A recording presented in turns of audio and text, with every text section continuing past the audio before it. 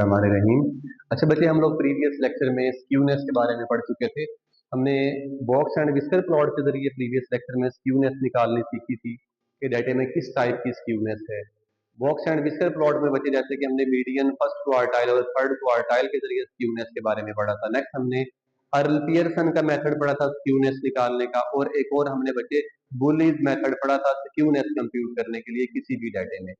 तो बच्चे अब हमें थोड़ा सा आइडिया हो गया पॉजिटिवली स्क्यूनेस क्या होता है, नेगेटिवली स्क्यूनेस क्या होता है और सिमेट्रिकल डाटा क्या होता है। स्क्यूनेस एक्चुअली क्या है बच्चे? स्क्यूनेस है डाटे का किसी एक एंड की तरफ स्प्रेड ज्यादा हो जाए तो वो क्या कहलाता है? डाटा स्क्यूड कहलाता है।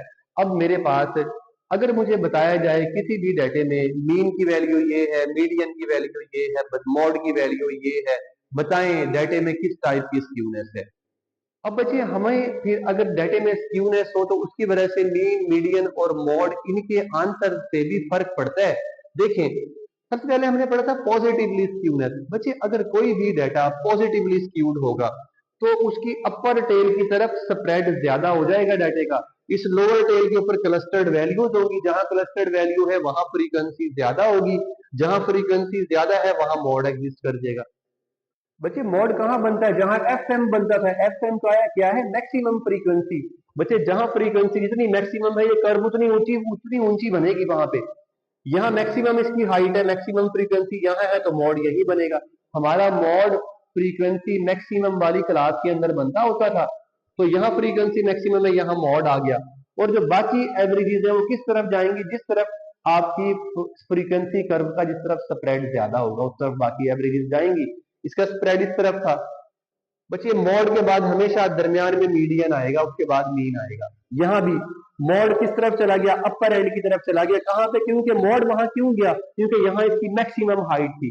जहां हाइट मैक्सिमम होगी उस तरफ मॉड होगा, जहां टेल का स्प्रेड ज्यादा है उस तरफ बाकी एवरेजेस आएंगी, और बच्चे मीन और मॉड के दरमियान में मीडियन आ जाएगा हमेशा। अब देखें, इसका मतलब है ये जीरो के ओरिजिन यहाँ है ना, ओरिजिन के जो जितना ओरिजिन के करीब है उतना छोटा है, ये इतना दूर होते जा रहे हैं उतने बड़े होते जा रहे हैं।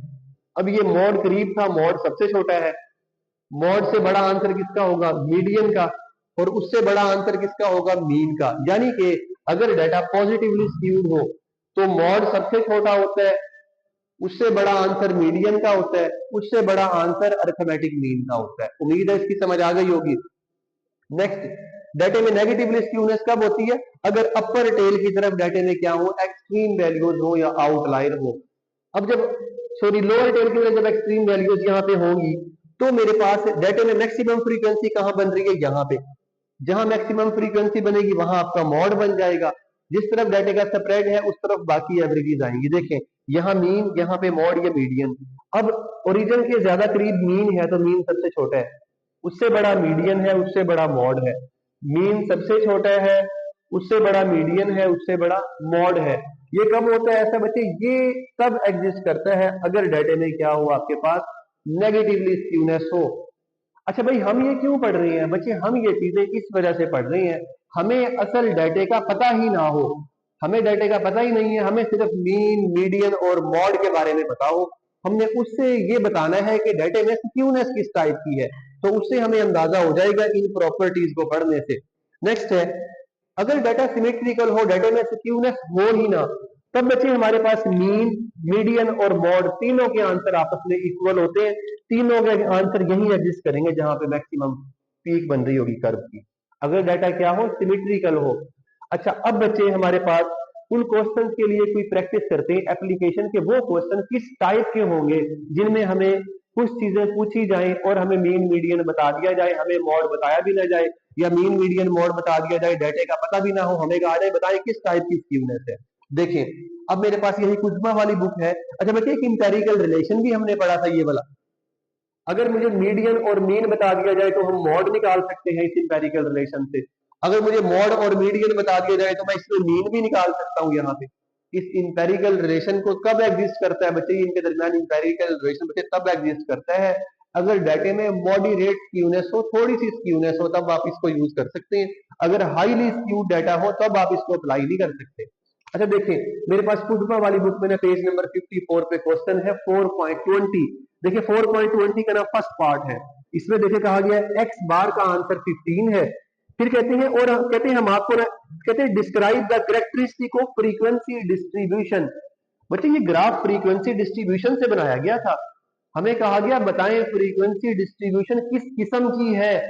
उस डाटा से ना जो आंसर निकले हैं वो बता रहे हैं। कहते हैं एक्स बार का आंसर आता है 15 और जो मीडियन है, कहते हैं मीडियन का जो आंसर है ये आता है 19।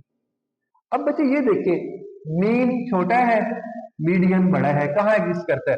मीन छोटा है मीडियन बड़ा है। समझ आई बात की? बच्चे मीडियन कब बड़ा होगा मीन से? अगर डाटा क्या होगा? नेगेटिवली स्क्यूड होगा। अब यहां हमने बताना है, क्या बताना है? एज, जैसा कि यहाँ पे एक्स बार जो है इज लेस देन, किससे लेस है? मीडियन से। 15 जो है छोटा है 19 से। बच्चे ये कहाँ फुलफिल करता है? यहाँ पे। तो बच्चे इससे हमें क्या पता लग गया? क्या हमारे से पूछा गया बताओ फ्रीक्वेंसी डिस्ट्रीब्यूशन किस टाइप की है? सो फ्रीक्वेंसी डिस्ट्रीब्यूशन इज, बच्चे ये क्या है? नेगेटिवली स्क्यूड है। ये वाला ग्राफ क्या है? Is negatively skewed. तो बच्चे उम्मीद है इसकी समझ आ गई होगी। नेक्स्ट इसी वाले क्वेश्चन का एक और सेकंड पार्ट है। उसमें कहा गया है एक्स बार का आंसर 19 है और मीडियन जो है 15 है। सेकंड पार्ट में हमें कहा गया है एक्स बार का जो आंसर है 19 है और जो मीडियन का आंसर है वो है 15। अब बच्चे ये देखें, ये अरिथमेटिक मीन है, ये मीडियन है। देखे ना, अरिथमेटिक मीन बड़ा है मीडियन से। अच्छा, ये ऐसा कब होता है जी? देखें यहाँ पे, यहाँ मीन जो है बड़ा है किससे? मीडियन से। समझ आई बात की? बच्चे देखे ना, यहाँ पे मेरे पास मीडियन का आंसर छोटा है मीन से, मीडियन छोटा है मीन से। देखिए ना, मैं यहाँ पे कहूं कि मीडियन छोटा है मीन से या मीन बड़ा है मीडियन से, बात तो एक ही हो गई ना। बच्चे देखिए ना, लेट्स सपोज ये बिल्कुल वही बात है कि मैं कहता हूँ कि असलम और अकरम दो भाई हैं। मैं कहता हूँ असलम जो है बड़ा है अकरम से, या मैं कहूँ अकरम जो है छोटा है असलम से, बात तो एक ही है। तो यहाँ भी यही बात समझाने की कोशिश कर रहा हूं मैं। देखिए यहाँ पे मेरे पास मीन का आंसर 19 है, मीडियन का आंसर 15 है। देखिए मीन, मीन जो है क्या है? बड़ा है मीडियन से। बच्चे मीन बड़ा है मीडियन से या मीडियन छोटा है मीन से, बात तो एक ही हो गई ना। तो ये वाली पहले वाली कंडीशन फुलफिल हो रही है यहाँ पे। ये क्या है? पॉजिटिवली स्क्यूड है। अब इस डाटा के अकॉर्डिंग यहाँ पे एज, जैसा कि यहाँ पे एक्स बार का जो आंसर है वो क्या है? बड़ा है किससे? मीडियन से। जैसा कि यहाँ पे एज 19 जो है वो बड़ा है 15 से। तो इस केस में क्या होगा? डाटा आपका जो फ्रीक्वेंसी डिस्ट्रीब्यूशन है वो पॉजिटिवली स्क्यूड है। सो फ्रीक्वेंसी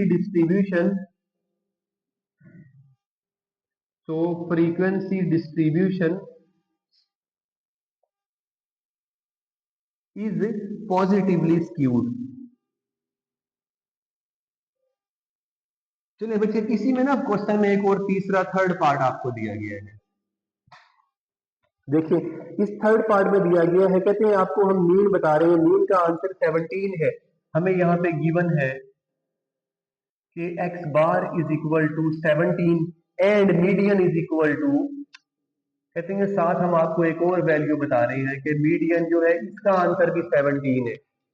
तो बच्चे अगर मेरे पास मीन का मीडियन का आंसर इक्वल होगा तो डाटा क्या होगा? डाटा विल बी, देखिए ना यहाँ पे हमने क्या पढ़ा था, अगर डाटा सिमेट्रिकल होगा तो मीन मीडियन मॉड तीनों के आंसर हमेशा इक्वल होंगे, यही पढ़ा था ना। तो बच्चे अगर इक्वल हो तो डाटा क्या होता है? सिमेट्रिकल होता है। यहाँ पे मीन का आंसर क्या है? अरिथमेटिक मीन 17 है और मीडियन क्या है? मीडियन भी 17 है। तो बच्चे इसका मतलब है मीन और मीडियन इक्वल हो गए हैं। तो डाटा किस किस्म का है? इसकी फ्रीक्वेंसी डिस्ट्रीब्यूशन हमारे पास क्या है? सिमेट्रिकल है, उसमें किसी किस्म की कोई स्क्यूनेस नहीं पाई जाती। देखें यहाँ पे एज, जैसा कि मेरे पास यहाँ पे जो मीन है, मीन लिख ले या लिख ले एक्स बार लिख ले, ये किसके इक्वल है? 17।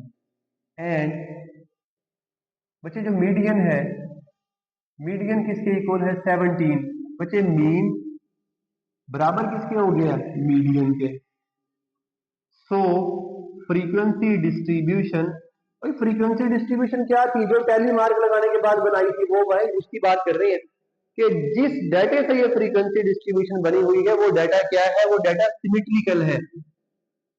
सो फ्रीक्वेंसी, जिस डाटा की ये फ्रीक्वेंसी डिस्ट्रीब्यूशन है वो क्या है, सिमेट्रिकल है।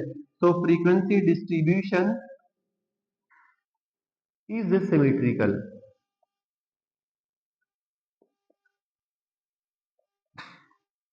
ये तो बच्चे हमारे क्वेश्चन हो गए। अब मैं आपके ज़िम्मे क्वेश्चन लगा रहा हूं। अब क्वेश्चन ज़िम्मे क्या लगा रहा हूं मैं आपके, देखें यहाँ पे पहला क्वेश्चन है आपका, पहला क्वेश्चन है इफ